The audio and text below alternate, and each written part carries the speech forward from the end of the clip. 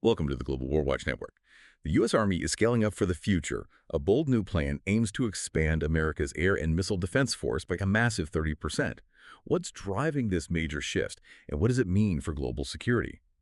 Today, we're really taking a close look at the U.S. Army's ambitious initiative to significantly enhance its air and missile defense capabilities. We're going to dissect the strategic rationale behind this, truly monumental expansion. We'll pinpoint the specific units being added to the force and, crucially, understand how these changes directly reflect hard-won lessons from recent and ongoing global conflicts. By the end of our discussion, you'll have a clear grasp of how this modernization effort is designed to forge a far more resilient and layered defensive posture, specifically engineered, really, to counter the rapidly evolving aerial threats we see today and anticipate tomorrow. To help us navigate this complex and crucial topic and truly connect the dots, we have an expert guide who can illuminate the broader context and the so what behind these critical developments. So let's begin by zeroing in on the sheer scale of this announcement. Because it's not often we see such a dramatic declaration in defense planning, right? We're talking about the U.S. Army growing its air and missile defense, or AMD force by a staggering 30%. This isn't just a slight adjustment or a minor realignment. This feels like a foundational shift. The magnitude of this commitment was made, strikingly clear by Lieutenant General Sean Gainey. He leads the U.S. Army's Space and Missile Defense Command. He formally unveiled this ambitious roadmap on August 5, 2025, during the Space and Missile Defense Symposium in Huntsville, Alabama. That's a key annual gathering, isn't it? Often a barometer for future direction.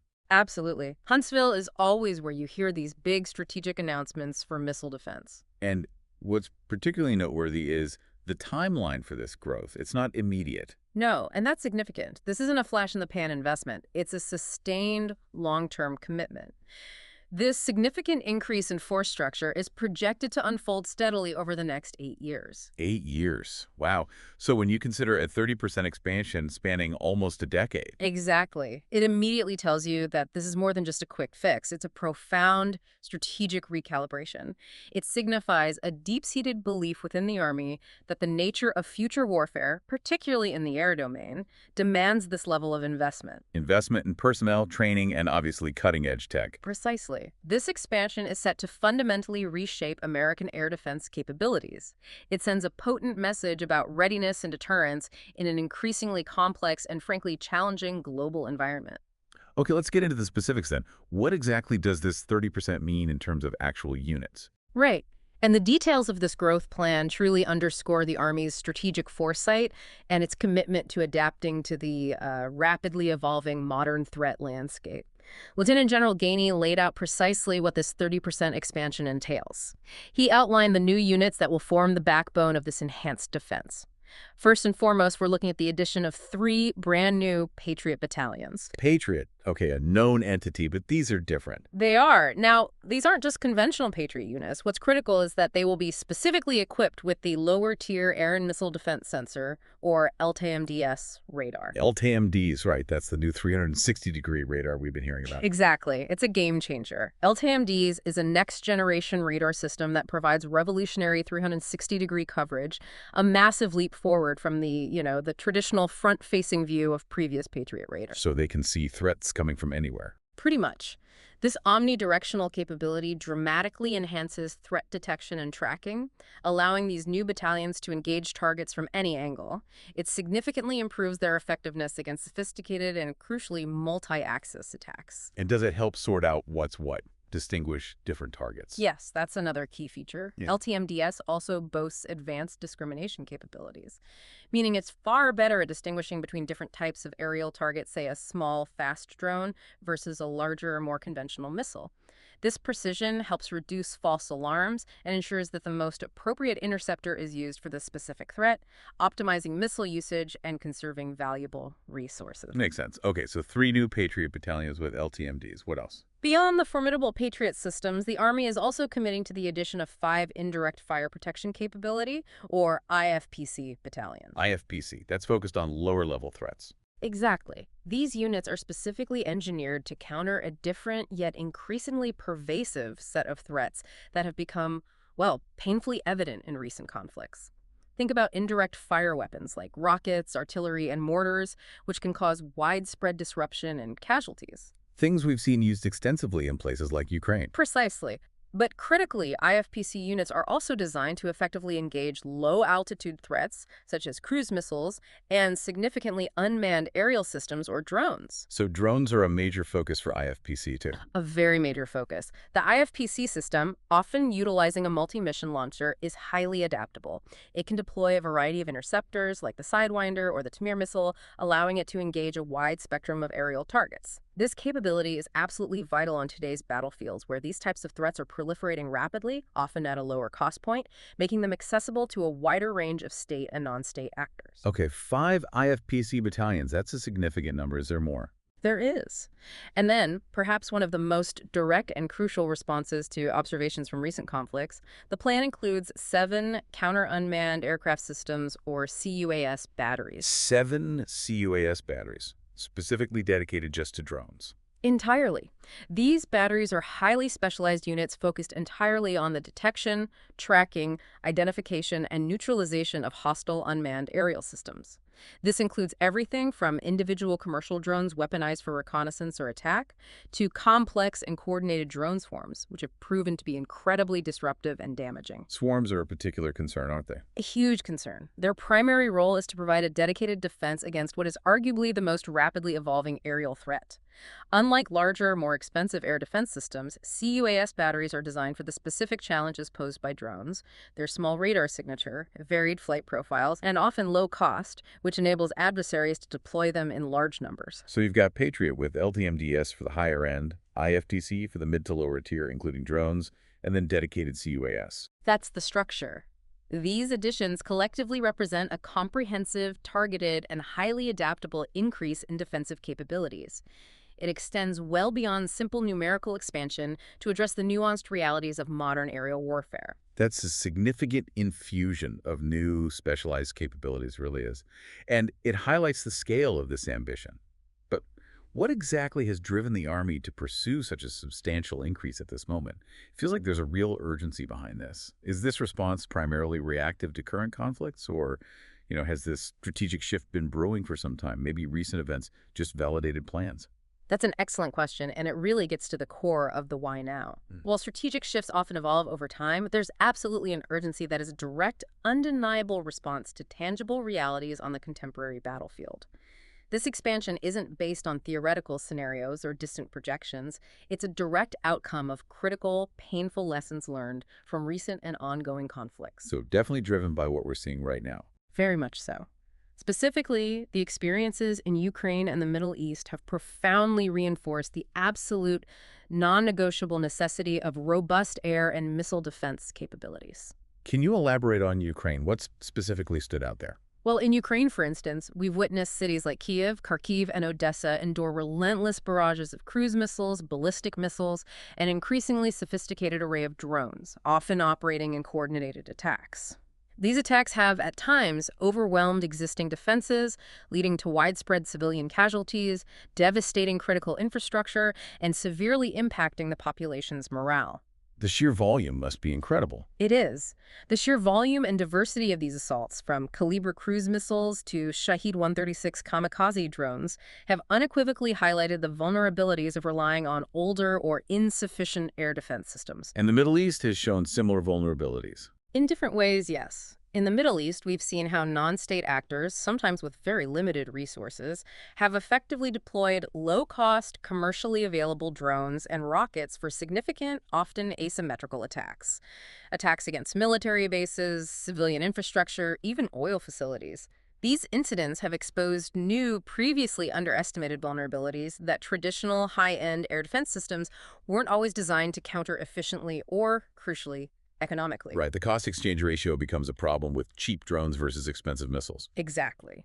So these aren't just abstract threats. They're lessons drawn from active combat zones demonstrating real-world vulnerabilities that have direct, measurable consequences. It certainly highlights the immediate drivers. Mm. Can you maybe elaborate on any specific instances where a lack of these capabilities had direct, measurable consequences, maybe for military operations or broader strategic goals? Absolutely. Think about the early stages of the Ukraine conflict. Russian air superiority, even if not fully achieved, allowed them to target logistical lines and command centers with greater impunity. at least before Ukraine's partners could significantly bolster their air defenses. Right. That initial period was critical. Or consider the attacks on Saudi oil facilities a few years back. Relatively inexpensive drones and missiles were able to bypass sophisticated, but perhaps not layered enough, defenses. The result was significant economic disruption felt globally. Yeah, I remember that. These events underscored that even if you have powerful air defense systems, if they are not numerous enough, integrated effectively, or specialized for the full spectrum of modern threats, you remain vulnerable. So it's about protecting forces, populations, and maintaining stability. Precisely. It's about protecting forces, protecting populations, and maintaining strategic stability in contested environments.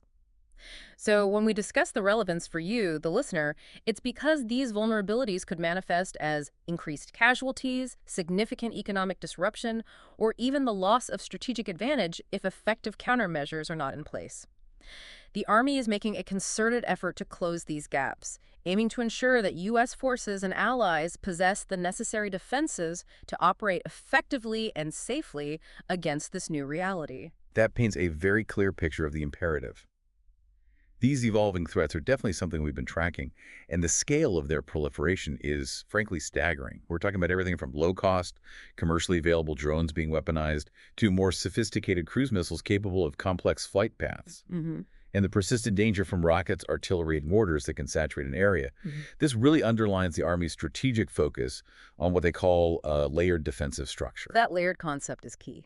It seems it's no longer enough to have just one type of defense, because if that single defense is overwhelmed, or if it's designed for a different kind of threat, you're left exposed.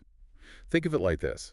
Imagine a multi-layered security system for, I don't know, a highly valuable asset, maybe a national treasure, but on a vast national security scale. You wouldn't rely solely on one strong, high-tech vault door, would you? Of course not. No, you'd have multiple perimeters, maybe an outer sensor network detecting anything approaching the area, then a mid-range system to intercept faster threats, and finally, a close-in defense to protect the immediate vicinity. Right. Each layer handling a different part of the problem. Exactly. Each component is designed to detect and counter a different type of intrusion or approach, making the entire system far more robust and resilient than any single element. In the same way, the Army isn't just adding more powerful individual components. They're building an entirely new, sophisticated, multifaceted security architecture. This architecture is designed to counter a wide range of threats effectively, ensuring that if one layer is bypassed or saturated, another is immediately ready to respond. It's about building redundancy and diversity into the system, making it incredibly difficult for any adversary to penetrate. That analogy perfectly encapsulates the strategic imperative behind this expansion. And a very significant, long-standing driver for this shift has been the sheer operational strain currently faced by the Army's Patriot Force. The op-tempo issue. We hear about that a lot with Patriot. It's a critical point to understand. The Patriot Force has consistently operated at one of the highest operational tempos, or up-tempo, in the entire service for decades. This isn't a new challenge, it's a chronic one. These units are constantly deployed, constantly active, and constantly under immense pressure to meet global demands, from missile defense in the Middle East to deterrence in Asia. That must take a huge toll. It does. This incredibly high op-tempo leads to multiple compounding problems. There's significant wear and tear on highly complex, expensive equipment requiring more frequent and intensive maintenance. Which needs parts, personnel. Right. More spare parts, dedicated maintenance personnel. But more critically, it leads to immense stress and burnout on the human element, the soldiers operating and maintaining these systems. They endure prolonged deployments, high-stress environments, and reduced time for training and rest. This impacts readiness, combat effectiveness, and long-term sustainability. Units are perpetually cycling through deployments, leaving little time for advanced training or equipment modernization. So alleviating that strain must be a major goal here. A huge goal. For many years, the Army has sought ways to alleviate this persistent pressure. This expansion directly addresses this by pursuing a sophisticated two-pronged strategy. Firstly, there's the direct growth of the Patriot Force structure itself, adding those 3 new Patriot Battalions we discussed. More units to share the load. Exactly. More units mean the global operational burden can be spread more widely, reducing the intensity and frequency of deployment cycles for individual units. This directly translates to more training time for soldiers, better equipment maintenance, and ultimately higher readiness across the force. And the second prong. The second and equally important prong is the strategy of developing and fielding these new specialized systems like IFPC and C-UAS. By bringing these dedicated capabilities online, the Army can offload some of the threats that Patriot units currently have to address, but which are not necessarily their most efficient or cost-effective engagements. Using the right tool for the right job, essentially. Precisely. For instance, low-cost drone swarms or smaller rockets can now be handled more effectively and economically by IFPC or C-UAS units. This allows the highly capable but also highly in-demand and expensive Patriot systems to focus on the higher-tier, more complex ballistic missile or advanced cruise missile threats they were originally designed to intercept. This comprehensive approach aims to reduce the exclusive, often overwhelming reliance on Patriot units for all air defense challenges, making the entire force more sustainable, adaptable, and ultimately more lethal. So, the ambition isn't just about quantity, but a fundamental redesign of how these systems operate together. It sounds like they're building a much smarter, more adaptable defense, essentially optimizing how each system is used. It's like they're composing an orchestra where each instrument plays its specific part, rather than having the violins try to cover for the percussion section, leads to a much better performance overall. Exactly. The concept of a layered defensive structure is not just important here, it's paramount. It's about creating overlapping fields of fire and detection, ensuring no single point of failure, and maximizing the probability of interception across the entire threat spectrum. And the different systems play different roles in those layers. Right. The various components, Patriot, particularly with the enhanced capabilities of LTAMDS, the IFPC battalions, and the specialized C-UAS batteries, each contribute distinct complementary capabilities to this layered approach. Patriot, especially with LTAMDs, forms the upper and middle layers, capable of engaging high-altitude, long-range threats like ballistic and advanced cruise missiles with its superior 360-degree detection and discrimination. Okay, the high-end threats. Then, IFPC fills the crucial gap for lower-tier cruise missiles, more persistent and numerous drones, and the ever-present threat of rockets, artillery, and mortars. It protects critical assets and forward-deployed forces more effectively and often more affordably. Protecting the bases and the troops on the ground. And C-UAS batteries provide that crucial, dedicated, close-in defense against the rapidly proliferating threat of drone swarms and individual UAS. These can be difficult for larger, more expensive systems to track and engage efficiently due to their size, speed, and often overwhelming numbers. Each system targets different threat types and ranges, providing comprehensive coverage from the ground up, creating a robust shield that is incredibly difficult for any adversary to penetrate. Multiple opportunities to stop something coming in. That's the idea. It means that even if one layer is breached, another is ready to act, providing multiple opportunities to defeat an incoming threat. And this isn't just about having different systems operating near each other. It's about making them communicate, collaborate, operate as one cohesive entity, isn't it? Absolutely crucial. That's where the Integrated Battle Command System, or IBCS, comes into play. From what I understand, IBCS is going to be an absolute game changer as the central command and control system. It really is the linchpin. Its entire purpose is revolutionary: to integrate and coordinate all air and missile defense sensors and weapons into a single, unified network. Think about that for a moment. All the various radars, Patriot, Sentinel, even potentially joint sensors from other services, all the different launchers, all the different types of missiles. Sharing information in real time. Exactly. Regardless of manufacturer or legacy system, this isn't just about faster decision-making. It's about making smarter decisions. Smarter and more efficient. It allows commanders to see the entire battle space with unprecedented clarity, fusing data from disparate sources, identifying threats with greater accuracy, and then assigning the most appropriate weapon to engage that threat. Regardless of which unit physically owns that launcher. Right. It truly improves overall effectiveness and transforms what used to be a collection of powerful but sort of disparate tools into a cohesive, intelligent defensive force multiplier. What's truly fascinating here is how these individual systems aren't conceived as standalone additions. They're meticulously designed to work together seamlessly, with systems like IBCS serving as the crucial nervous system. It's not just a shopping list. Not at all. It's a meticulously planned, top-down integration strategy aimed at achieving synergistic effects. The Army is already actively engaged in intensive prototyping and integration efforts to bring this vision to life in real-world scenarios. Are they testing this out somewhere specific? Yes. For instance, they've strategically sent IFPC prototypes to South Korea. South Korea, okay, a challenging environment. Very. And this deployment is far more than just testing the hardware in a challenging environment. It's a critical step in helping the Army develop and refine concepts for creating a truly integrated composite air and missile defense battalion. South Korea is an ideal location for this kind of experimentation, given the very real, dynamic, and diverse threat environment there.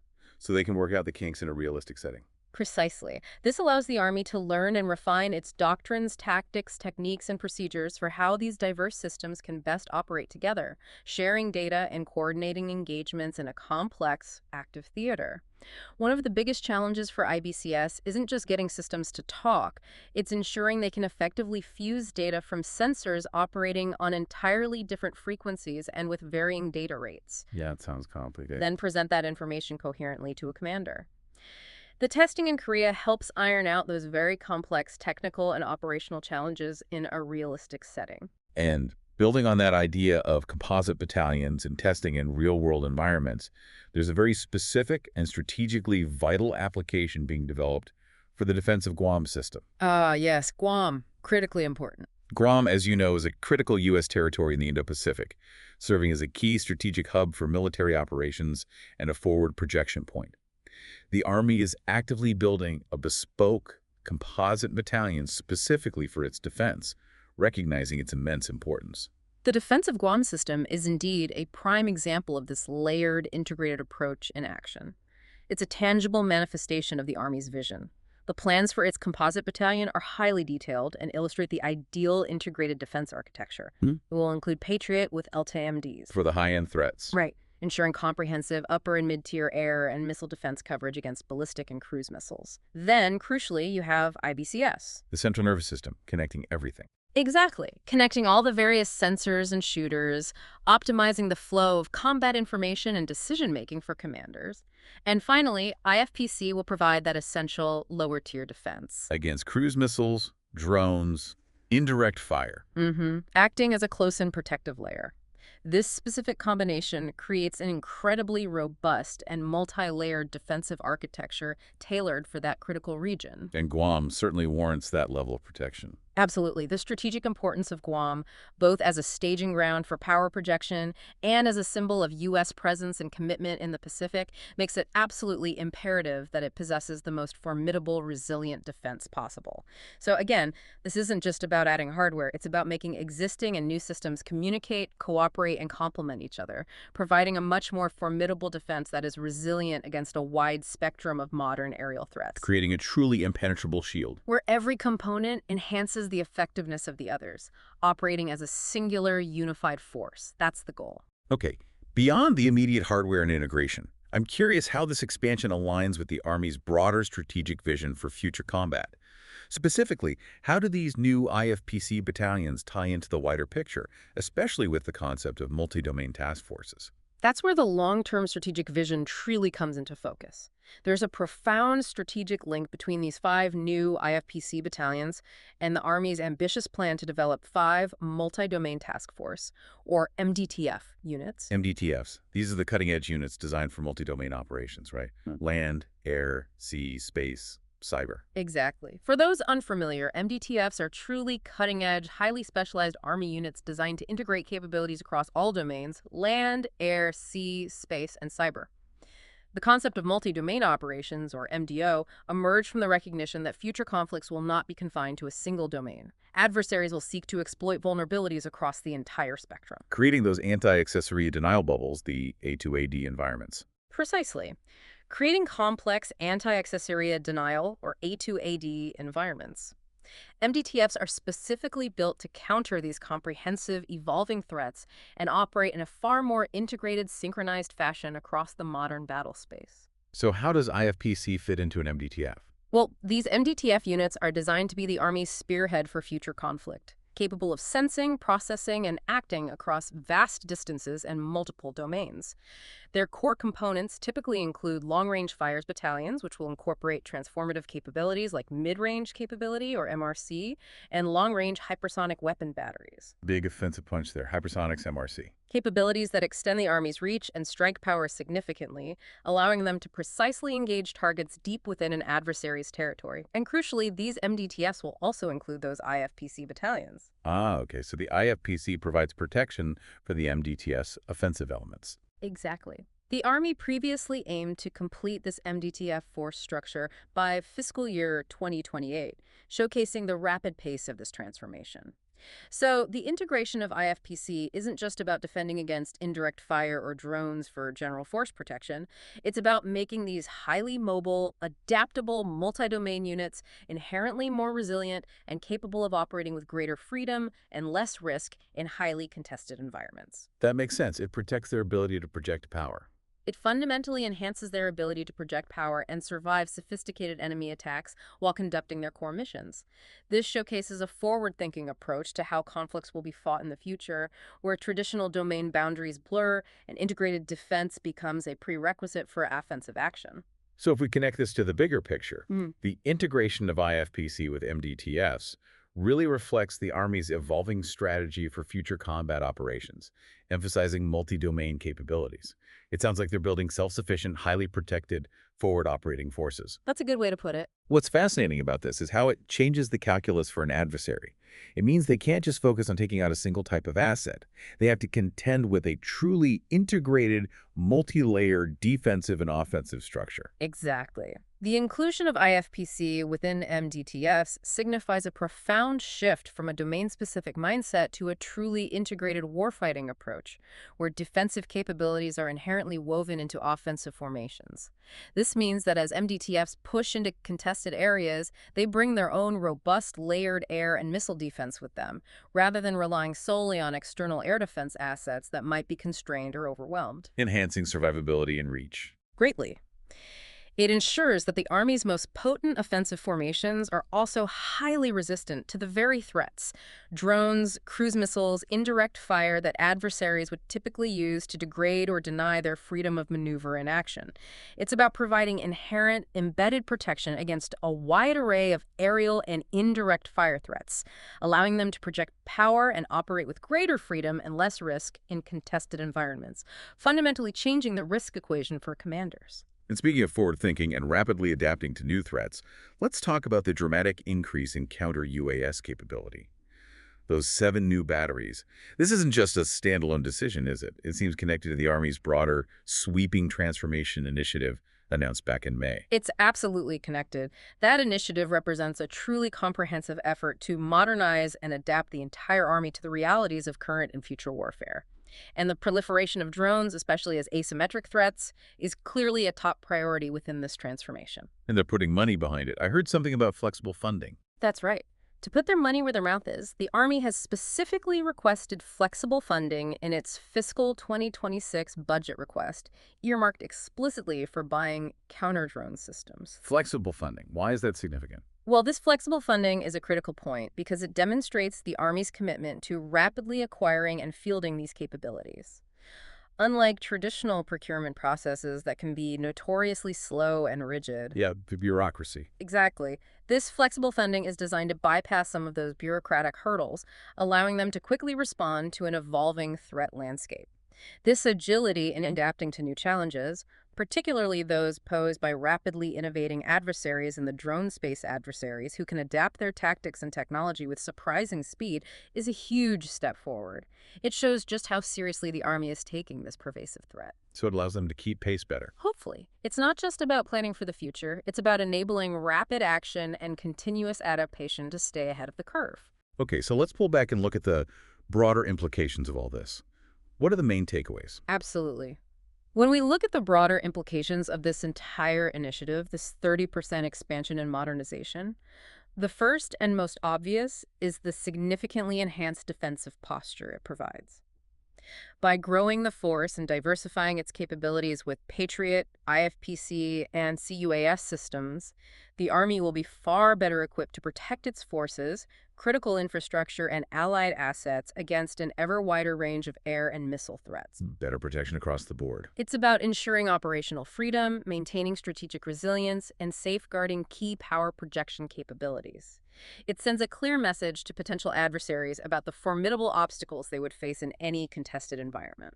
Right. And underpinning all of this is that clear commitment to modernization and integration we talked about. We're witnessing a definitive move towards more advanced, interconnected, and truly layered defense systems. The emphasis on cutting-edge technologies like LTAMDs for improved radar capabilities, IFPC for multi-threat engagement, IBCS for seamless command and control, and dedicated C-UAS capabilities. It isn't just about acquiring new hardware in isolation, is it? Not at all. It's about building a fundamentally smarter, more responsive, and more robust defensive network that can dynamically adapt to whatever an adversary throws at it. It represents a fundamental shift in how air defense is conceived, designed, and executed, moving from individual platforms to an integrated system of systems. And this leads directly back to a crucial point we touched on earlier, the reduction of operational strain. Right, helping out those overworked Patriot crews. By growing the force by 30%, and perhaps even more importantly, by diversifying the capabilities and strategically distributing the burden across different systems, this initiative should significantly help alleviate the extremely high operational tempo currently faced by Patriot units. This is vital for long-term readiness, personnel well-being, and overall sustainability.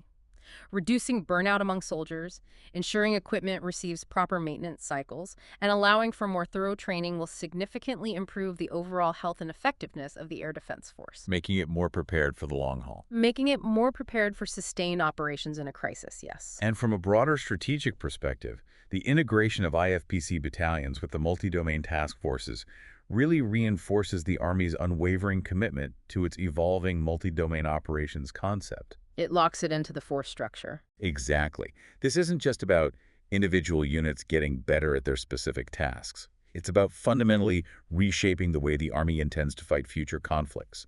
It's about preparing for a complex, interconnected battlefield where success depends on seamlessly coordinating capabilities across all domains: land, sea, air, space, and cyber. This grand vision is now being translated into concrete, tangible force structure changes that will define Army operations for decades to come. Finally, we cannot overlook the significant budgetary impact and the vast industry opportunity this initiative represents. Yeah, this won't be cheap. Not at all. Growing an entire force by 30% over 8 years, fielding new battalions, acquiring cutting-edge radars, developing complex command and control systems, and training thousands of new personnel will require substantial sustained investment. The Army has already made specific funding requests, starting with that crucial flexible funding for counter-drone systems in fiscal year 2026, signaling the beginning of this long-term financial commitment. So, big opportunities for defense contractors. Huge. This means the procurement of new Patriot systems, IFPC battalions, C-UAS batteries, and all the associated radars and command and control systems present significant long-term opportunities for defense contractors across the entire industrial base. This isn't just about building new hardware. It will drive innovation, research and development, and production in the defense industrial base for the better part of a decade. This raises an important question, though. How will these sustained investments and the resulting technological advancements reshape the landscape of global defense technology and readiness? Not just for the U.S. Right. Not just for the U.S., but for its allies and potential adversaries in the coming decade and beyond. That's a key question.